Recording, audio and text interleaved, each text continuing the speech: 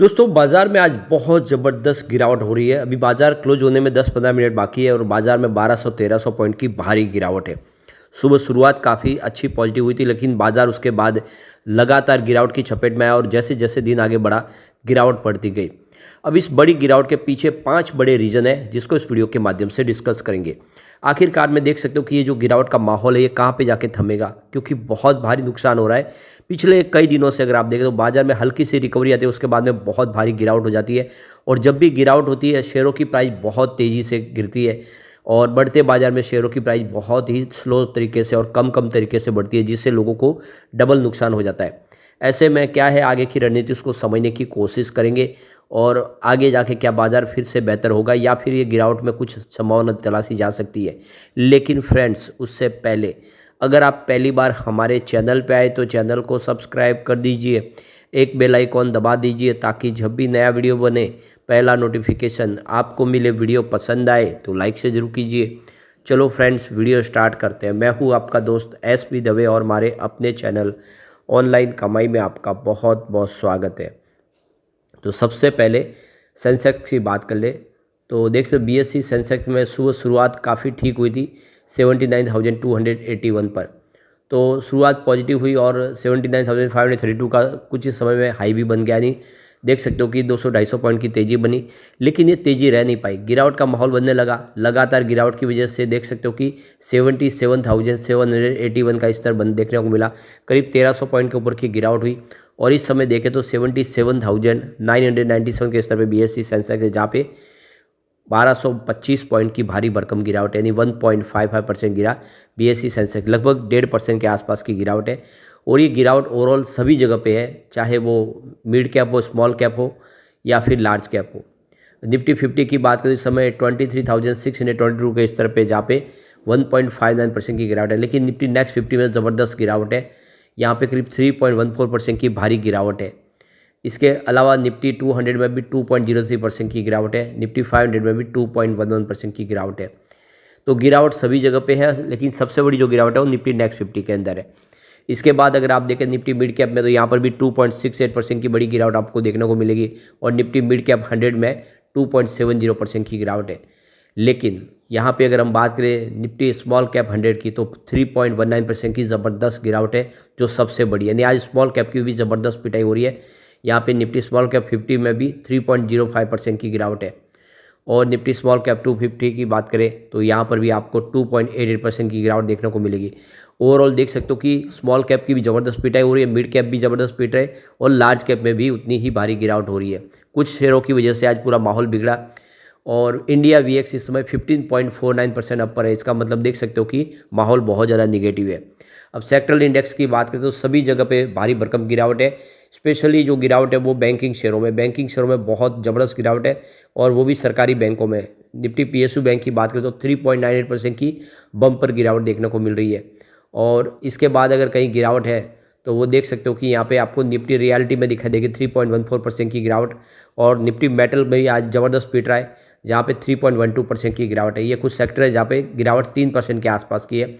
इसके अलावा अगर आप देखें तो निफ्टी बैंक में 2% के आसपास की गिरावट है। निफ्टी ऑटो में भी 2.08% की गिरावट है और तो और निफ्टी मीडिया में भी 2.73% की गिरावट है। निफ्टी प्राइवेट बैंक में भी आज 2.04% की गिरावट है। और यहाँ पे देख सकते हो कि जो सबसे कम अगर कहीं गिरावट है इस सेक्टर में अगर आप देखें तो आपको निफ्टी हेल्थ केयर में दिखाई देगी, जहाँ पे 0.61% के आसपास की गिरावट है और निफ्टी आईटी जो सबसे कम गिरा है 0.13% की हल्की सी गिरावट है। तो निफ्टी आईटी थोड़ा सा बचा हुआ है, बाकी ओवरऑल देखें तो सभी जगह पे गिरावट काफ़ी ज़्यादा है और एक गिरावट का दायरा बढ़ रहा है। वैसे कल ग्लोबल मार्केट से सिग्नल काफ़ी पॉजिटिव थे, जिसका असर सुबह सुबह पॉजिटिव देखने को मिला। डाउ जोन की क्लोजिंग देख सकते हो कि 42,732 पर थी, 0.80% की तेज़ी के साथ। S&P 500 की बात करें तो 5,942 के स्तर पे 1.26% की तेज़ी थी। नेस्डैक कंपोजिट 19,621 के स्तर पे 1.77% की तेज़ी और रजल 2000 इंडेक्स की बात करें तो 2268 के स्तर पे 1.72% की तेज़ी थी और NYC कंपोजिट 19,254 के स्तर पे 0.83% की तेज़ी। तो ग्लोबल सिग्नल अच्छे थे और उसके बाद तेज़ी बनी भी, लेकिन बाजार रह नहीं पाया। आज टाटा स्टील से लेकर अदानी ग्रुप के शेयरों में भारी भरकम गिरावट हुई। टाटा स्टील में 3.74% की गिरावट है और आईओसी देखें इंडियन ऑयल तो यहाँ पर भी 3.72% की गिरावट है। वोडाफोन आइडिया में 3.99% की बड़ी गिरावट है। और कोई भी शेयर आप देख सकते हो कि आज इस गिरावट के चपेटे से बच नहीं पाया है। मिड और स्मॉल कैप में भी देखें तो इरेडा में 6.06% की भारी भरकम गिरावट है। हिंदुस्तान पेट्रोलियम में 5.10% की गिरावट है। सुजलॉन में 4.72% की गिरावट है। तो सभी के सभी शेयर काफ़ी नीचे है। यहाँ पे देख सकते हो कि सेंसेक्स के अंदर 30 कंपनियों में सिर्फ Tata steel, Kotak Mahindra bank, power grid, IndusInd bank, Asian paint, Zomato और एनटीपीसी शेयर ने बहुत ज़्यादा नुकसान दिया, जिसकी वजह से बाजार का माहौल बिगड़ा। सिर्फ टाइटन और बजाज है जो प्रॉफिट में दिखाई दे रहे हैं। तो ये जो गिरावट हो रही है इसके 5 बड़ी रीज़न है, जिसकी वजह से आप देख सकते हो कि गिरावट का माहौल बन रहा है। बाजार इस तरह से गिर रहा है कि लोगों को समझ में नहीं आ रहा कि क्या किया जाए। बाजार देख सकते हो कि निफ्टी पिछले 3 महीने में 24,000 के आसपास बना हुआ है और लगातार माहौल निगेटिव बना हुआ है। माना जा रहा है कि जनवरी महीने में तेज़ी आएगी, क्योंकि 1 फरवरी को बजट पेश किया जाएगा और सरकार के फोकस इकोनॉमी पर है, इसलिए कई सेक्टर में कैपेक्स का ऐलान हो सकता है।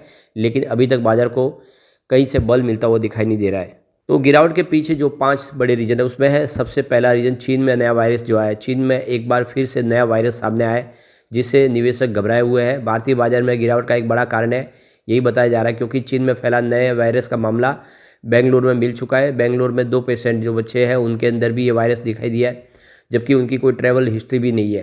हालांकि ये बहुत ही शुरुआत का दौर है, केंद्र सरकार अलर्ट है, लेकिन निवेशकों के मन में कोरोना महामारी का खौफ अभी गया नहीं है। तो सरकार ने तो कहा है कि ये बीमारी जो है पहले भी हो चुकी है, इतना चिंता की बात नहीं है, लेकिन फिर भी लोगों को डर है, क्योंकि चाइना में इस समय हर हॉस्पिटल में बहुत सारी भीड़ है, सभी भरे पड़े हैं। तो लोगों को डर है कहीं फिर से वही कोरोना वाली हालत न बन जाए, इससे भी बाजार में अफरा तफरी का माहौल बना है। दूसरा जो रीजन बन रहा है वो है ग्लोबल लेवल पर अर्थव्यवस्था में उतार चढ़ाव। हाल में ही देख सकते कि जो ग्लोबल लेवल की जो हमारी अर्थव्यवस्था है उसमें कुछ अस्थिरता देखी गई है, जिसका प्रभाव भारतीय बाजार पर भी पड़ा है। अमेरिका में 20 जनवरी को डोनाल्ड ट्रंप शपथ लेंगे, उस पर दुनिया की नज़र है। अगर ट्रंप कड़े फैसले ले लेते हैं तो फिर इसका असर ग्लोबल मार्केट पे देखने को मिलेगा। तीसरा रिजल्ट है कच्चे तेल की प्राइसों में उछाल। इंटरनेशनल मार्केट में ब्रेंट क्रूड $76.66 प्रति बैरल तक पहुंच गया है, जबकि WTI क्रूड 74.14 प्रति डॉलर के पार काम कर रहा है। भारतीय अर्थव्यवस्था के लिए ये अच्छे संकेत नहीं है। अगर कच्चे तेल की कीमतों में बढ़ोतरी होती है तो फिर भारत में उसका असर देखने को मिलेगा और निगेटिव, और उससे फिर बाज़ार में और महंगाई बढ़ जाएगी, क्योंकि आखिर सारा का सारा दारोमदार पेट्रोल डीजल के ऊपर, ये ट्रांसपोर्टेशन सब उसी से होता है, तो सब चीज़ें महंगी हो जाएगी। चौथा बड़ा रीजन है डॉलर, जो लगातार मजबूत है। रुपया लगातार गिर रहा है। डॉलर मजबूत होना भारतीय इकोनॉमी में के लिए सही संकेत नहीं है। फिलहाल $1 की कीमत बढ़कर 85.82 रुपये तक पहुंच चुकी है, जिससे निर्यात और आयात दोनों पर असर पड़ रहा है। सीधे तौर पर इसका असर सरकारी खजाने पर पड़ रहा है। इसके अलावा विदेशी निवेशकों की बिकवाली जारी है। हर रोज़ विदेशी निवेशकों की बिकवाली भारतीय बाजार में गिरावट का एक बड़ा कारण बन रही है। FI काफ़ी समय से लगातार पैसे निकाल रहे हैं। आप देख फ्राइडे को भी 4,000 करोड़ के आसपास की उन्होंने बिकवाली की थी, जिसकी वजह से बाजार में तेजी का संभावना दिख नहीं रही है। जब तक FI ऐसी बाजार में बिकवाली करेंगे, माहौल ऐसा निगड़ बना रहेगा।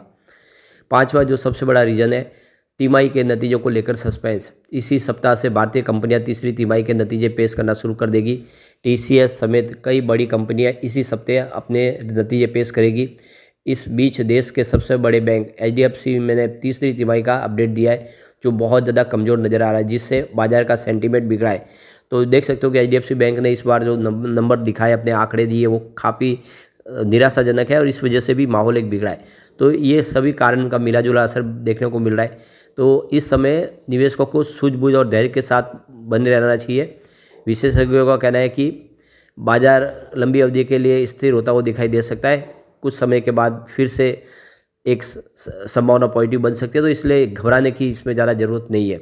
लेकिन फ्रेंड्स, कोई भी इन्वेस्टमेंट करने से पहले अपने फाइनेंशियल एडवाइजर से एडवाइस ले लें या अपना खुद का रिसर्च करें, क्योंकि मैंने वीडियो आपके एजुकेशनल पर्पज़ के लिए ही बनाया। वीडियो पसंद आए तो लाइक से जरूर कीजिए और चैनल को सब्सक्राइब कर दीजिए। Thank you friends.